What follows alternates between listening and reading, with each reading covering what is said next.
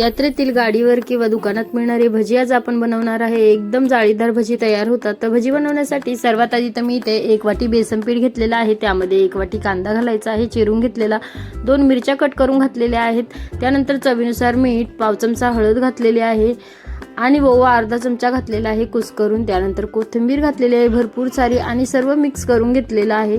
आता हे सर्व जिन्नस मिक्स झाले की त्यामध्ये थोडं थोडं पाणी घालून बेसन पीठ चांगलं मिक्स करून घ्यायचं आहे याप्रमाणे।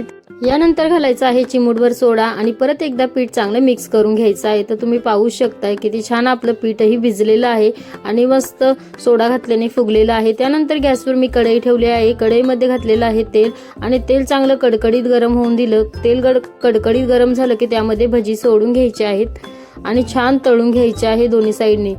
तर भजी सोडून झाली की गॅस स्लो करायचा आहे आणि स्लो गॅसवरतीच भजी छान तळायची आहे। खूप छान अशी भजी आपले तयार झालेले आहेत। तर तुम्हाला मी एका प्लेटमध्येही काढून दाखवते कशी भजी तयार झालेली आहे। मस्त गोल गरगरीत आणि वरतून क्रिस्पी आतमधून जाळीदार अशी भजी तयार झालेली आहेत।